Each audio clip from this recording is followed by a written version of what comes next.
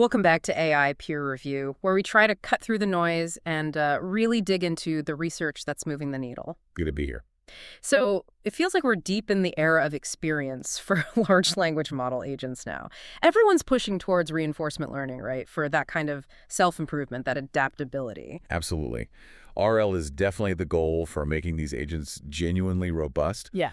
but there's a massive wall everyone's hitting, and it's basically cost. Cost, yeah. Training these things with RL takes just an enormous amount of interaction data, and not just any data. It needs to be, scalable, diverse, and actually informative. Right. Trying to get that from real environments, like complex websites or code bases. It's prohibitively expensive. Forget expensive. It's often just impossible at the scale you need. It's too slow, costs a fortune in compute, and you just can't generate enough interactions. Exactly. You're talking thousands, tens of thousands of interactions just to learn one little thing sometimes. So today, we're diving into this really interesting paper introducing Dream Gym. It's a framework that claims it can synthesize the experience needed, potentially, changing the whole economic picture for training these agents. Yeah, Dream Gym looks like the first really unified framework designed to tackle this data crisis head on by, well, creating the experience data itself. Creating the data. Yeah. So our mission today is really to unpack how they do it,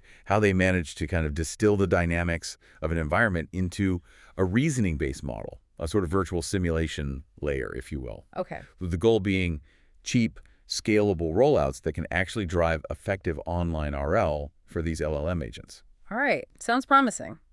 So before we jump into Dream Gym's solution, let's quickly lay out the problems it's trying to solve.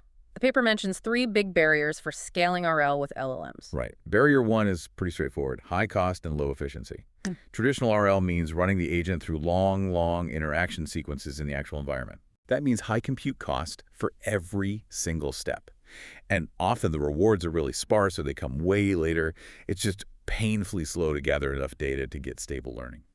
Okay, so cost and speed. What's barrier number two?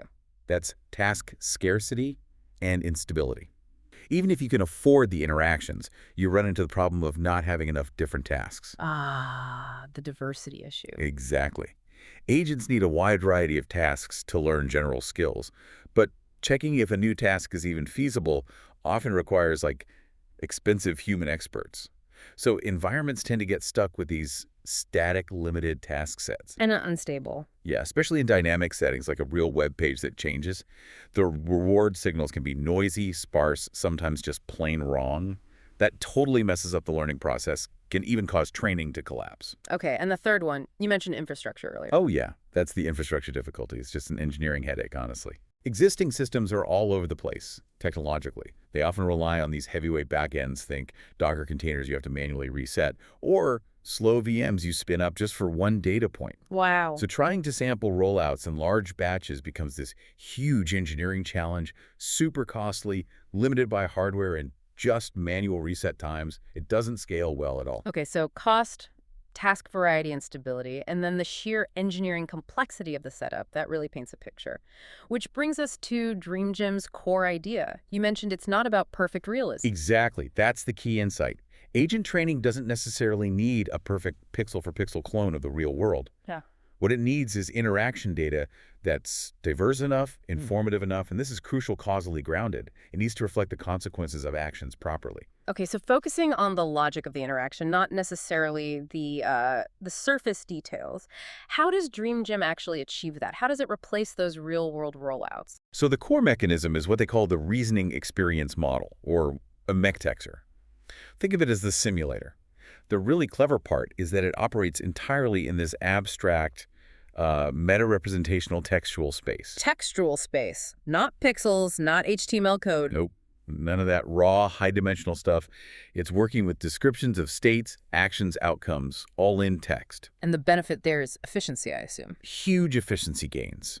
By synthesizing these transitions in text, you skip processing tons of irrelevant tokens, like, all the boilerplate HTML. You get these really dense, clean, token-efficient trajectories. Okay. It cuts down the dimensionality massively, makes the data inherently more informative, and that translates to sample efficiency. Training this FEML model becomes way faster, needing only relatively small public data sets of trajectories to learn the basic rules of the environment. Interesting. And you said it's a reasoning model. So when it predicts the next step, it's doing more than just pattern matching. It uses chain of thought, right? Exactly. It's not just predicting state plus one. It uses explicit chain of thought, or QT, reasoning. And this reasoning is conditioned on 4 key things. Okay, what are they? Well, first, the obvious ones. The agent's last action and the overall task, instruction, or goal. Right. Second, it needs the interaction history, the sequence of states and actions leading up to the current point. This is vital for consistency in multi-step tasks. Makes sense. Keep track of the conversation. And the fourth, you mentioned grounding it. This is critical. The fourth input is topic similar past experiences retrieved from a replay buffer. So the model looks at its memory of previous attempts at similar situations. Ah, so it learns from past successes and failures in similar contexts. Precisely. This significantly cuts down on hallucination in the model, making stuff up, and makes the predictions much more factually reliable, grounded in actual experience, even if that experience was also synthetic initially. Right. Then the COTT process uses all this to internally figure out a consistent next state and reward. It reasons about the consequences. Like, if the agent tries an invalid action, the reasoning might explicitly state, this action is invalid in this state, transition to failure state, reward is 0. So it generates a reason for the transition and reward, not just the transition itself. That must provide a much cleaner signal for the RL algorithm. Absolutely. It's a dense, reliable reward signal, gold for RL. And they trained this MLKT model using supervised fine-tuning, making sure it learns to generate these faithful reasoning traces alongside the state predictions. It's learning the environment's logic. Okay, so RM handles the cost and efficiency of generating interaction data by working in this abstract, reasoned, textual space. That tackles barrier 1, but what about barrier 2, the task scarcity? How do they make sure the agent keeps getting new, useful challenges? Well, that's the second major innovation, the curriculum task generator. And cleverly, it actually shares parameters with the experience model, shares parameters. Okay, interesting. How does it decide what tasks are good? It uses this really neat heuristic focused on finding the Goldilocks zone for learning. Technically, they call it group-based reward entropy. The Goldilocks zone. Not too easy, not too hard. Exactly that. Think about it. If an agent always succeeds on a certain task variation, the reward variance is 0. It's too easy, boring. The agent isn't learning much new. Right. If the agent always fails, the variance is also 0. The task is too hard or impossible for its current skill level. Again, not much learning happens. So you want the tasks where it sometimes succeeds and sometimes fails. Precisely. That's where the variance in outcomes, and thus reward entropy, is highest.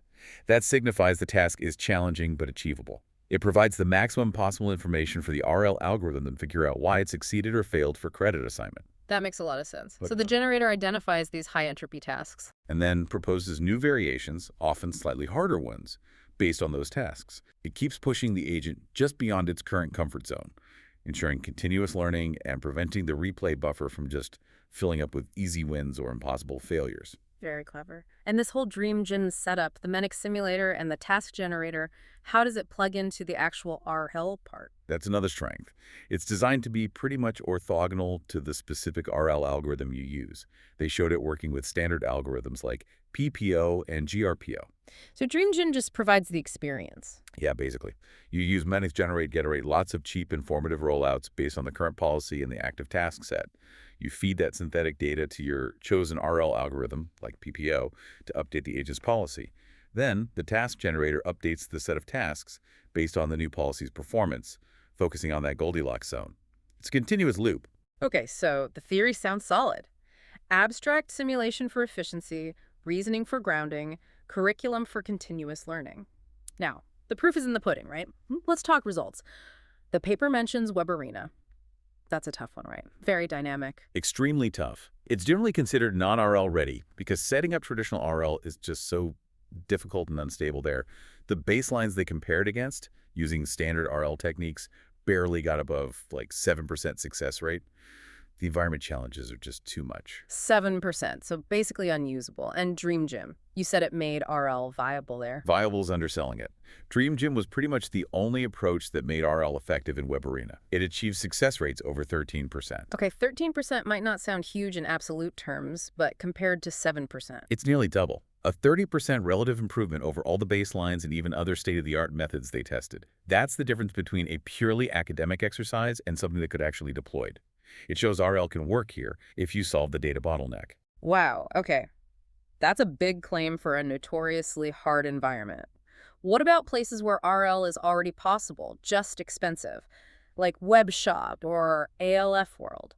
The results there are maybe even more striking from an efficiency perspective. They show that agents train purely inside Dream Gym. Meaning zero interaction with the real WebShop or ALF World environment. Exactly. Zero real rollouts. Those agents performed on par with, sometimes even slightly better than, standard RL agents like GRPO or PPO that were trained using a whopping 80,000 real-world interactions. 80,000 real interactions versus zero. That's kind of nuts. It really highlights the power of the synthetic data generated by MSBia. It's capturing the essential dynamics well enough to match extensive real-world experience, but at a fraction of the cost. But they didn't stop at pure simulation, right? They had this sim-to-real transfer idea, Dream Gym S2R. Right, and this might be the most practical application. The idea is you first pre-train the agent cheaply and broadly inside Dream Gym. Get it a good base understanding, a warm start. Then you take that pre-trained agent and do a much shorter fine-tuning phase using the actual environment.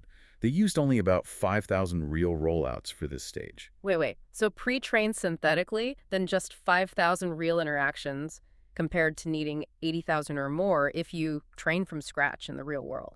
That's exactly it. And the kicker is this Dream Gym S2R approach consistently outperformed the baselines that were trained entirely from scratch in the real environment. So better performance using less than 10% of the real-world data. Less than 10%, yeah. It completely validates the idea that the synthetic experience provides a genuinely useful foundation that transfers effectively. It proves Dream Gym is an incredibly efficient warm start strategy. That's the headline right there. That changes the economics completely, instead of months of expensive real-world training. You do most of the heavy lifting synthetically, much faster and cheaper. The paper quantifies it. They found Dream Gym cuts the total training effort, looking at both rollout time and GPU hours, down to about a third or even a fifth compared to the traditional RL methods. Mostly because the feedback is denser and the abstract state transitions are so lightweight. Incredible efficiency gains. Okay, so to really understand why it works so well, we need to look at the ablation studies. They broke down Dream Gym piece by piece, right? What happens if you remove the curriculum generator? Yeah, the ablations really drive home how important each component is. When they removed the curriculum task generation, the agent's performance just flatlined really quickly. Flatlined. Yeah, it learned the initial easy tasks and then just stopped improving. The success rate dropped significantly. I think it was like a 6.6% absolute drop in WebShop, which is huge. So without the curriculum constantly pushing it. Exactly. Without that adaptive generator finding the Goldilocks tasks, the replay buffer just gets filled with repetitive stuff, either tasks that are too easy or ones the agent currently has no hope on. The learning signal dries up. So the curriculum is absolutely essential for continuous learning. Okay, curriculum is vital. What about the simulator, MXP itself? You mentioned the history and the reasoning components were key. What broke when they removed those? Let's start with history. Removing the interaction history input was really detrimental to causal state consistency. Without knowing the previous steps, the model struggled to maintain logical flow over longer interactions. So the states might jump around illogically? Yeah, the agent might click something, and the predicted next state wouldn't really make sense as a consequence of that click, especially several steps into a task. It loses that temporal structure. Gotcha. And removing the explicit reasoning, the COT part, what was the failure mode there? Was it just less accurate, or did it, start making things up? It was definitely more severe. Removing the COT reasoning primarily led to a big increase in hallucination. The predictions became much less factually grounded. Hallucination, meaning the predicted states or outcomes were just wrong or nonsensical. Yeah, less tied to the likely consequences of the action. It also significantly decreased the informativeness of the generated experience. Without that internal reasoning step to derive consistent outcomes, the synthetic data just becomes shallower, less reliable. So you really need the whole package. Definitely. The conclusion from the ablations is clear. The full Dream Gym setup is crucial. History provides the temporal and causal backbone, while the explicit reasoning ensures the generated experience is factually deep and reliable enough to drive effective learning. You can't just simulate states randomly. You need to simulate reasoned consequences. That makes perfect sense. It's not just about any synthetic data, it's about structured, reasoned synthetic data. So, to wrap up, Dream Gym seems to offer a really fundamental shift.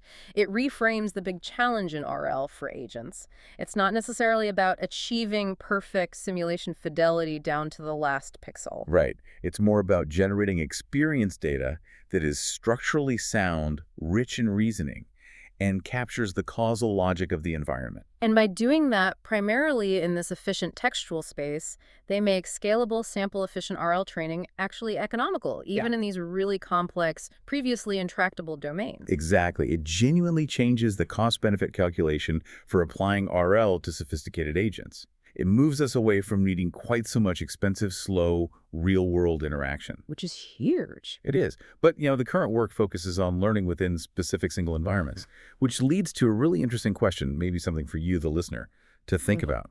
If Dream Gym can effectively distill the core logic, the dynamics of one environment into this kind of scalable reasoning model, what's the next step? Could we extend this idea Extend it how? towards maybe a universal world model, something that learns and unifies the dynamics from multiple different environments simultaneously? Imagine training a foundational agent model on this unified logic. A foundational model trained on synthesized experience from many worlds. Yeah. Could that lead to agents capable of genuine zero-shot adaptation?